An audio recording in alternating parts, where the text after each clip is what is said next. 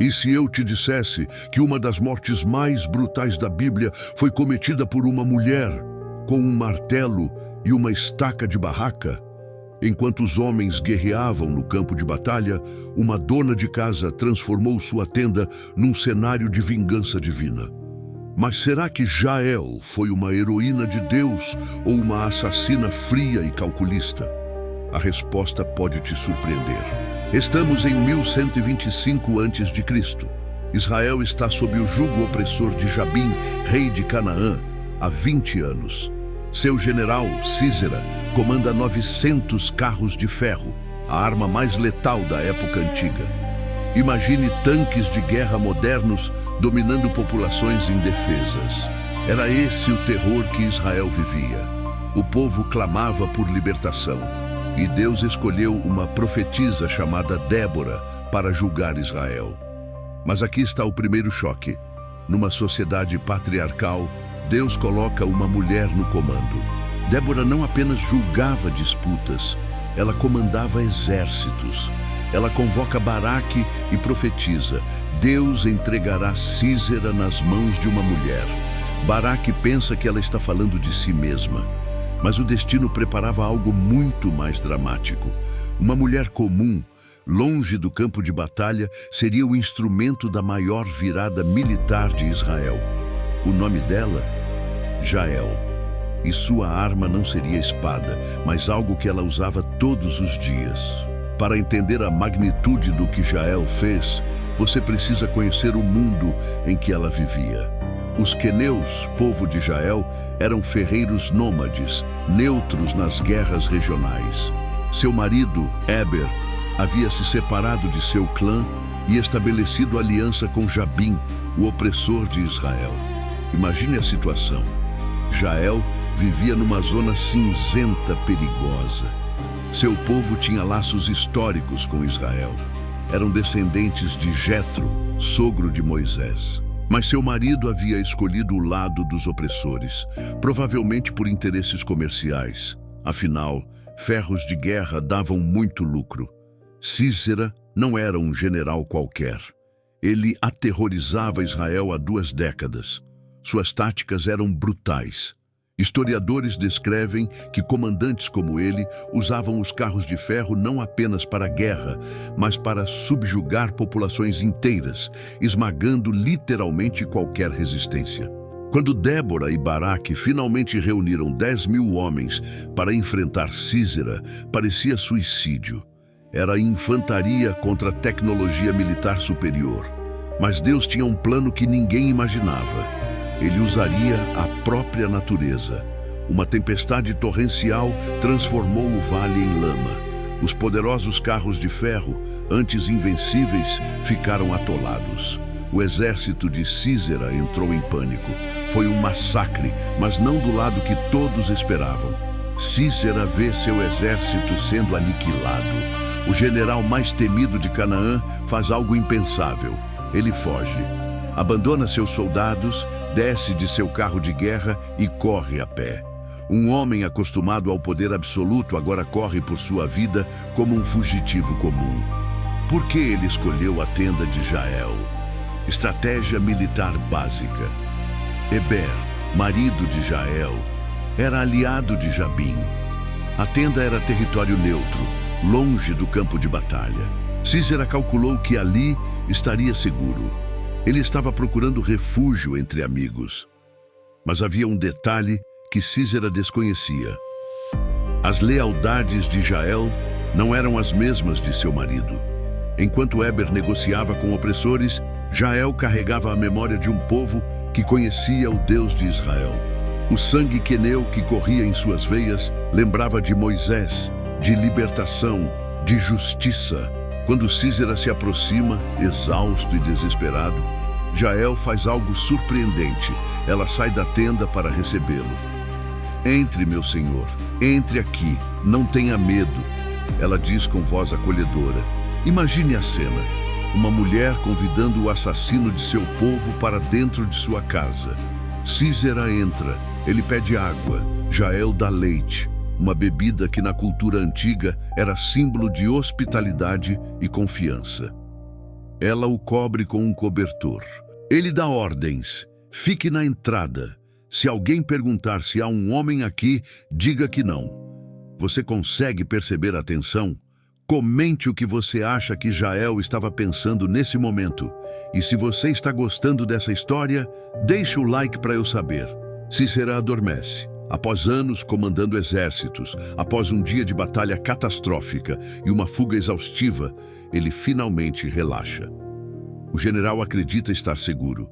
O leite, o cobertor, a voz gentil de Jael, tudo conspirava para uma falsa sensação de proteção. Mas enquanto Sísera dorme, Jael está acordada, completamente acordada. Sua mente processa tudo: 20 anos de opressão, famílias destruídas, a profecia de Débora, o exército derrotado lá fora. Este homem em sua tenda não é um hóspede, é o símbolo vivo da brutalidade. Aqui está algo que poucos percebem. Jael não age por impulso. Ela espera ele dormir profundamente, espera ter certeza. E então, com a calma de quem toma uma decisão irrevogável, ela pega 2 ferramentas que conhece intimamente: uma estaca de barraca, um martelo, instrumentos domésticos que ela usava regularmente para montar e desmontar sua casa nômade.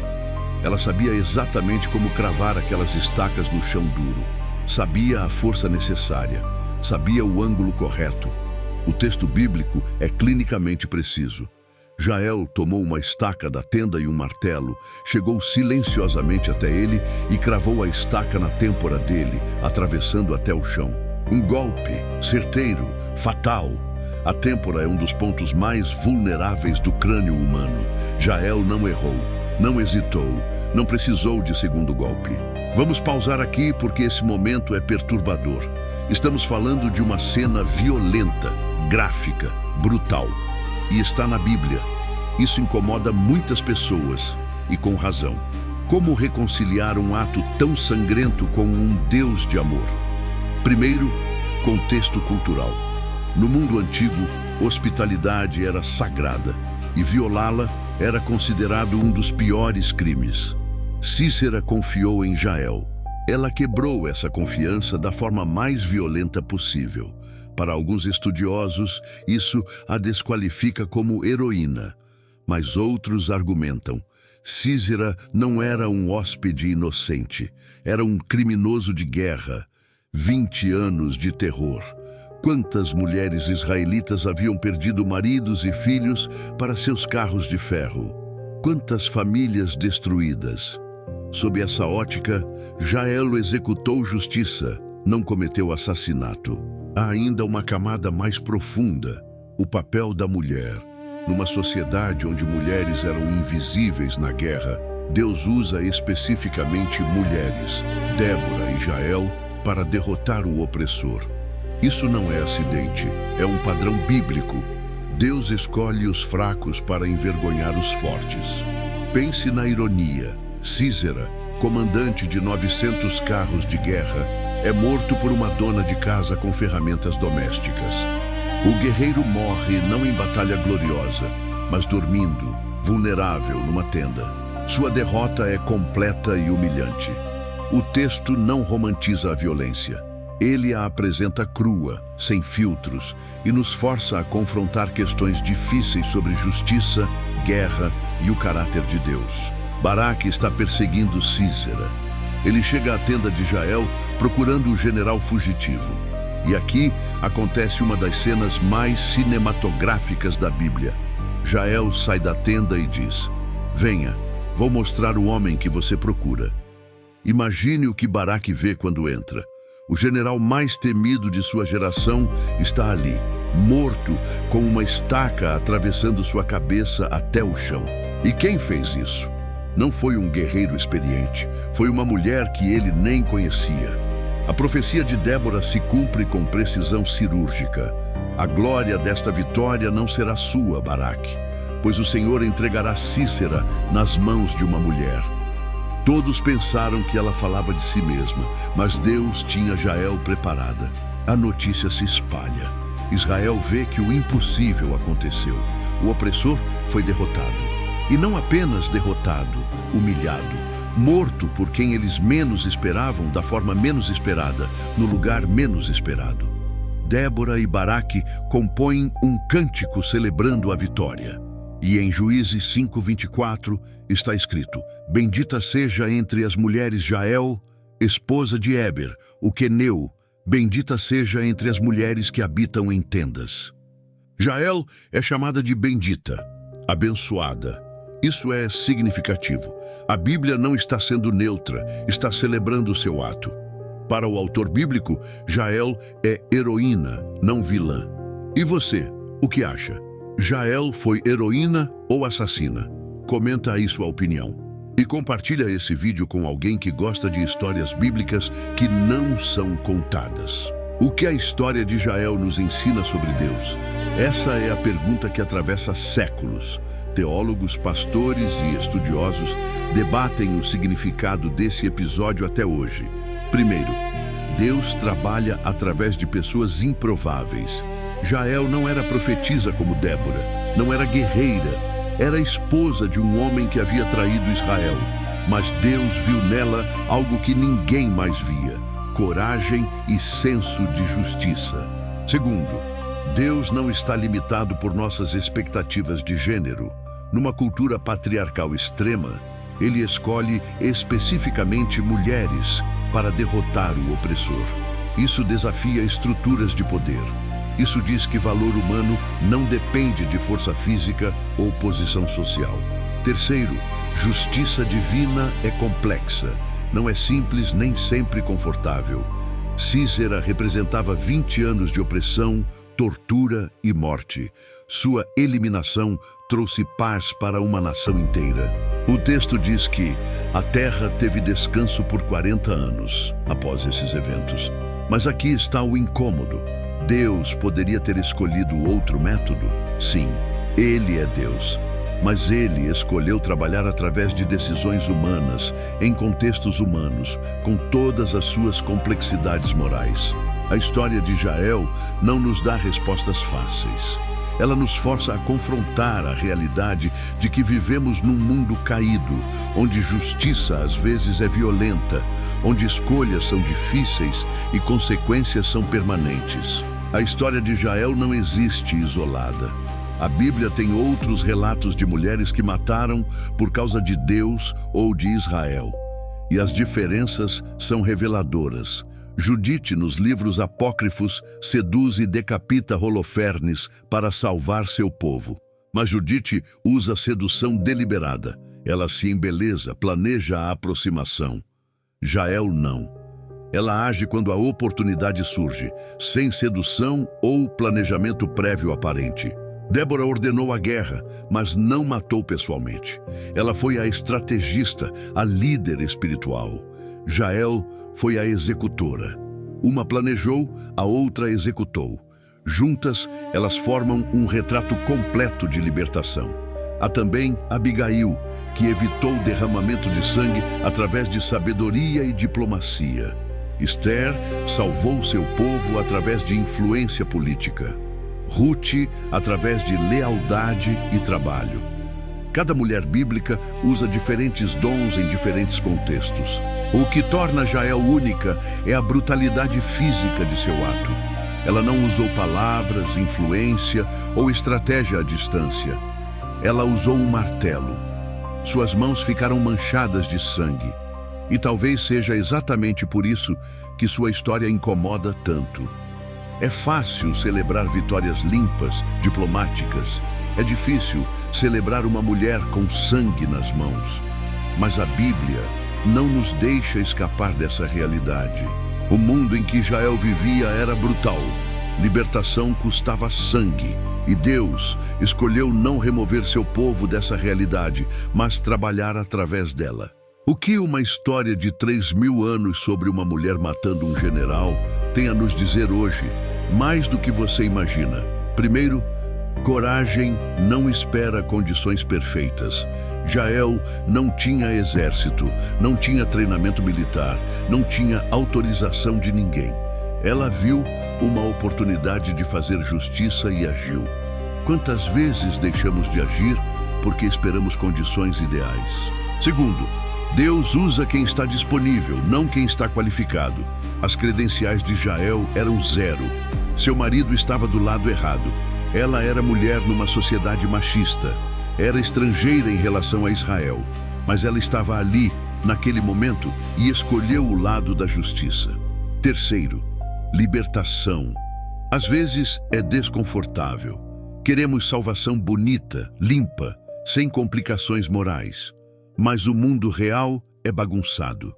Justiça real envolve confronto. A história de Jael não nos deixa romantizar a libertação. Quarto, mulheres não são apenas vítimas na narrativa bíblica.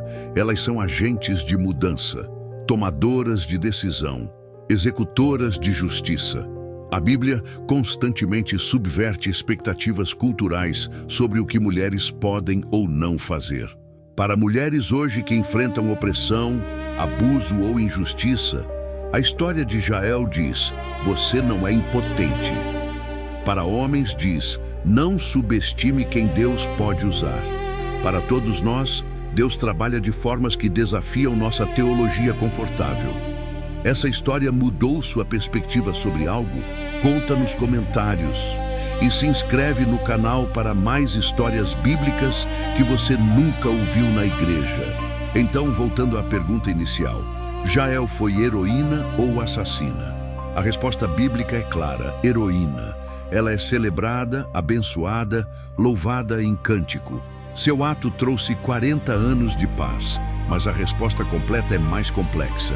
Ela foi uma mulher imperfeita no mundo caído, fazendo uma escolha impossível em circunstâncias extremas.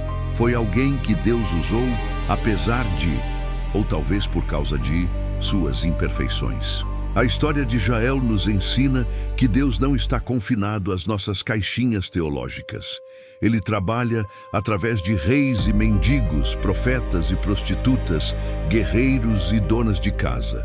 Ele escreve a história da salvação com tinta de todos os tipos.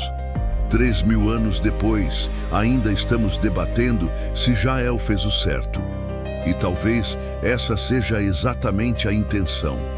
Talvez Deus não queira que tenhamos respostas fáceis. Talvez Ele queira que lutemos com essas questões, que confrontemos a complexidade da justiça, que entendamos que libertação tem um custo.